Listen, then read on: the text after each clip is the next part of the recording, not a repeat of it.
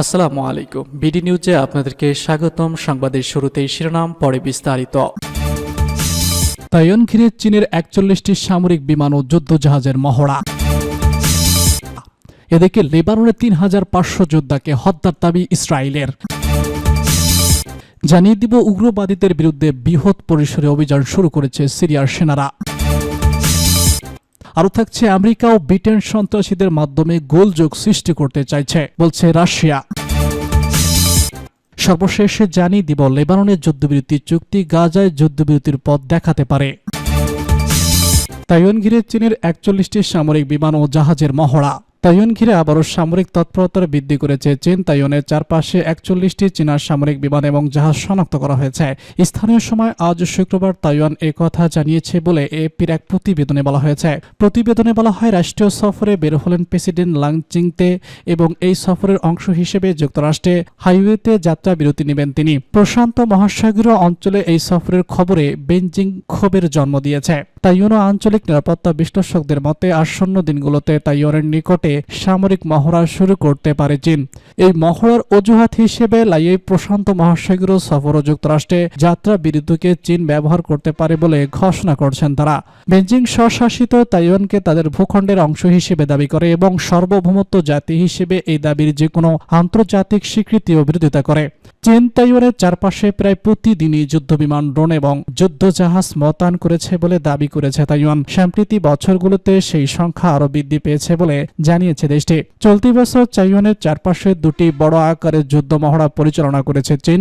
এপির প্রতিবেদনে বলা হয়েছে, আজ স্থানীয় সময় শুক্রবার সকাল ৬টা ৩৩ চীনা যুদ্ধবিমান এবং ৮টি নৌবাহিনীর জাহাজ আকাশসীমা এবং জলসীমায় শনাক্ত করা হয় বলে তাইওয়ানের প্রতিরক্ষা মন্ত্রণালয় জানিয়েছে। এর মধ্যে ১৯টি যুদ্ধবিমান গতকাল বৃহস্পতিবার সন্ধ্যায় চীনের যৌথ যুদ্ধ প্রস্তুতি টহল ও অংশ নিয়েছিল। তাইওয়ানের মন্ত্রণালয়ের প্রতিবেদন প্রকাশিত পরিসংখ্যানের এএপি পরীক্ষা অনুসারে গত ৩ সপ্তাহেরও বেশি সময়ের মধ্যে আজকের সংখ্যাটি ছিল সর্বোচ্চ। এদিকে তাইওয়ান অভিযোগ করেছে, চীনা বেলুনো দ্বীপের কাছে দিয়ে উড়ে যাচ্ছে। তাইওয়ানের institute for national defence and security রিসার্চের এক সামরিক বিশ্লেষজ্ঞ সুজু উইং এপিকে বলেছেন, লাইয়ের সফরের প্রতিক্রিয়ায় চীন তুলনামূলকভাবে আরও বড় আকারের সামরিক মহড়া করতে পারে। এই আশঙ্কা উড়িয়ে দেওয়া যায় না। প্রেসিডেন্ট লাই এর সার্বভৌমত্বের একজন রক্ষক। গত মে মাসে দায়িত্ব নেওয়ার পর তিনি প্রথম বিদেশ সফরে যাচ্ছেন। লাই শনিবার প্রশান্ত মহাসাগরীয় অঞ্চলে সফর শুরু করবেন। যুক্তরাষ্ট্রের যাত্রা বিরতির বিষয়ে একটি আনুষ্ঠানিক ঘোষণা শুক্রবার আসতে পারে বলে সূত্র জানিয়েছে। তাইওয়ানের সরকারি কর্মকর্তা প্রশান্ত মহাসাগরীয় বা লাতিন আমেরিকা সফরের সময় মার্কিন মাটিতে যাত্রা বিরতি নেয়। এ বিষয়ে চীন ক্ষুব্ধ হয়ে কখনো কখনো দ্বীপের চারপাশে সামরিক মহড়া দিয়ে প্রতিক্রিয়া জানায়। চীন ইতিমধ্যেই লাইয়ের পরিকল্পিত সফরের জন্য ক্ষোভ ঝেড়েছে। তাইওয়ানের প্রতিরক্ষা মন্ত্রণালয়ের একজন মুখপাত্র বৃহস্পতিবার জানান, তাইওয়ানের স্বাধীনতার হস্তক্ষেপের প্রচেষ্টাকে দৃঢ়ভাবে চূর্ণ করা হবে। তামছাং ইউনিভার্সিটির সামরিক বিশ্লেষক লং চুং উইং বলেছেন, সফরের সময় লাই এর মন্তব্যের ভিত্তিতে চীন তাদের প্রতিক্রিয়া দেখাবে। তিনি বলেছেন, চীন সামরিক মহড়া চালাতে পারে এবং সেগুলো বড় নাও হতে পারে। এটা নির্ভর করবে প্রেসিডেন্ট লাই কি বলেন তার উপর। লিন এএপিকে এটাও বলেছেন, বর্তমান আবহাওয়া মহড়ার জন্য খুব ভালো নয়। লেবাননের ৩৫০০ যোদ্ধাকে হত্যার দাবি ইসরায়েলের।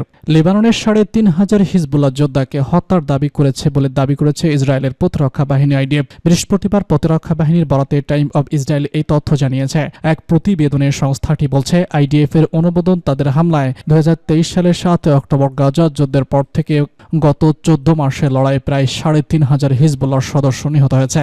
এদের বেশিরভাগই গত সেপ্টেম্বর থেকে চলা দক্ষিণ লিবাননে স্থল আক্রমণের সময় মারা গেছেন।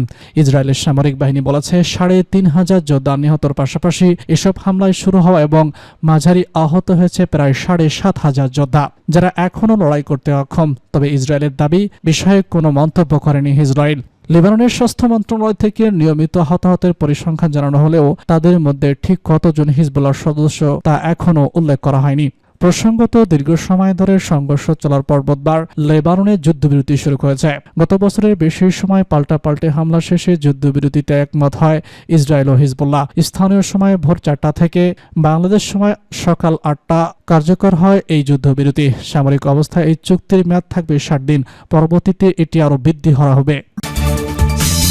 উগ্রবাদীদের বিরুদ্ধে বৃহৎ পরিসরে অভিযান শুরু করেছে সিরিয়ার সেনারা। সিরিয়ার হঠাৎ তাকফিরি সন্ত্রাসী গোষ্ঠীগুলোর বিরুদ্ধে বড় আকারের সামরিক অভিযান শুরু করেছে দেশটির সেনাবাহিনী। সিরিয়ার উত্তর পশ্চিমাঞ্চলীয় আলেপ্পো এবং ইদলিব প্রদেশে বিদেশি মদতপুষ্ট সন্ত্রাসী সংগঠনগুলোর সাম্প্রতিক সহিংসতা তৎপরতার কারণে সিরিয়ার সামরিক বাহিনী গতকাল থেকে এই সেনা অভিযান শুরু করে। এর মধ্যে সন্ত্রাসীদের বড় ধরনের 4টি হামলা সামরিক বাহিনী ব্যর্থ করেছে। রাশিয়ার সামরিক বাহিনীর সহায়তায় সিরিয়ার সেনারা সন্ত্রাসীদের সদর দপ্তর এবং তাদের বিভিন্ন অবস্থান ও সামরিক যানের উপর বিমান হামলা চালিয়েছে। গত কয়েকদিনের সন্ত্রাসী গোষ্ঠীগুলো আল মাক্কুম শহরের যেসব এলাকা নিজেদের নিয়ন্ত্রণে নিয়েছিল সেগুলো পুনরুদ্ধার করেছে সিরিয়ার সামরিক বাহিনী। এছাড়া দেশের উত্তর পশ্চিমাঞ্চলীয় সন্ত্রাসীদের অস্ত্র রসদ সরবরাহ লাইনের উপর সিরিয়ার সামরিক বাহিনী হামলা চালিয়েছে। সিরিয়ার সামরিক বাহিনী গতকাল এক বিবৃতিতে বলেছে, বিপুল সংখ্যক তাকফিরি সন্ত্রাসী মাঝারি ও ভারী অস্ত্র নিয়ে বিভিন্ন শহর এবং গ্রামে হামলা চালানোর চেষ্টা চালায়, তবে তা রুখে দেওয়া হয়েছে। স্থানীয় সূত্রগুলো জানাচ্ছে যে কোনো এলাকায় এখনও সামরিক বাহিনীর সাথে সন্ত্রাসীদের ভয়াবহ সংঘর্ষ চলছে। গত বুধবার একদিনে আলেপ্পো এবং ইদলিব প্রদেশে অন্তত 400 সন্ত্রাসী নিহত হয়েছে। এসব সন্ত্রাসী গোষ্ঠী এই সংঘর্ষে যুক্ত হয়েছে, তার মধ্যে প্রধান হচ্ছে তুরস্কের সমর্থিত হায়াতে তাহরিক আশ-শাবাব। আমেরিকা ও ব্রিটেন সন্ত্রাসীদের মধ্যে গোলাযোগ সৃষ্টি করতে চাইছে। রাশিয়া বলেছে, দামেস্কো বিরোধী গেরিলা ও তাকফিরি সন্ত্রাসী গোষ্ঠীগুলোর প্রতি সমর্থন দিয়ে মার্কিন নেতৃত্বাধীন পশ্চিমা দেশগুলো সিরিয়ার বিরুদ্ধে শত্রুতাপূর্ণ কার্যকলাপ অব্যাহত রেখেছে। গতকাল রাজধানী মস্কোর রাশিয়ার পররাষ্ট্র মন্ত্রণালয়ের মুখপাত্র মারিয়া জাখারোভা এসব মন্তব্য করেন। তিনি সরাসরি বলেন, আমেরিকা, ব্রিটেন এবং আরও কিছু পশ্চিমা কয়েকটি দেশ সন্ত্রাসী গোষ্ঠীগুলোর মাধ্যমে সিরিয়ার গোলযোগ ছড়িয়ে দিচ্ছে। তিনি বলেন, সিরিয়ার সন্ত্রাসী গোষ্ঠীগুলোর তাণ্ডবের প্রতি পশ্চিমা সরকারগুলোর সমর্থন কোনো গোপন বিষয় নয়, বরং তা পরিপূর্ণভাবে প্রকাশ হয়ে গেছে। মারিয়া জাখারোভা আরও বলেছেন, রাষ্ট্র হিসেবে সিরিয়ার সার্বভৌমত্ব স্বাধীনতাকে বহু বছর ধরে পশ্চিমা শক্তিগুলো লক্ষ্যবস্তুতে পরিণত করেছে। এসব দেশ আন্তর্জাতিক শান্তি এবং নিরাপত্তার বিরুদ্ধে কাজ করেছে এবং তার সিরিয়াকে বেছে নিয়ে এখনও আগ্রাসন চালাচ্ছে। রাশিয়ার এই মুখপাত্র স্পষ্ট করে বলেছেন, মধ্যপ্রাচ্য নিরাপত্তা এবং স্থিতিশীলতা প্রতিষ্ঠার জন্য সিরিয়া এবং দেশটির জনগণের প্রতি রাশিয়ার অবস্থান আগের মতোই আছে। গত কয়েকদিন ধরে সিরিয়ার উত্তর পশ্চিমাঞ্চল ইদলিব এবং আলেপ্পো প্রদেশে উগ্র তাকফিরি সন্ত্রাসী গোষ্ঠী এবং দামেস্কো বিরোধী গেরিলা গোষ্ঠী সরকারি সেনাদের উপর হামলা চালিয়েছে এবং বেশ কয়েকটি শহর এবং গ্রাম দখল করে নিয়েছে। এরপর সিরিয়ার সামরিক বাহিনী এবং সিরিয়ার জঙ্গি গোষ্ঠীগুলো সন্ত্রাসীদের অবস্থানে হামলা চালিয়ে তাদেরকে পিছু হটতে বাধ্য করে। সিরিয়ার সামরিক বাহিনী বলেছে, দেশের পরিস্থিতি স্বাভাবিক করার জন্য তারা রাশিয়া এবং মিত্রশক্তির সাথে সহযোগিতা করেছে।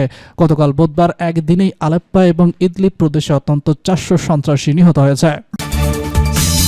ফিলিস্তিনি প্রতিরোধ আন্দোলন হামাসের একজন শীর্ষ নেতা বলেছেন, লেবাননের হিজবুল্লাহ আন্দোলন এবং হামাস নেতাদের মধ্যে সম্পূর্ণভাবে সহযোগিতামূলক সম্পর্ক বজায় রয়েছে এবং লেবাননের যুদ্ধবিরতি গাজার শান্তি প্রতিষ্ঠার পথ দেখাতে পারে।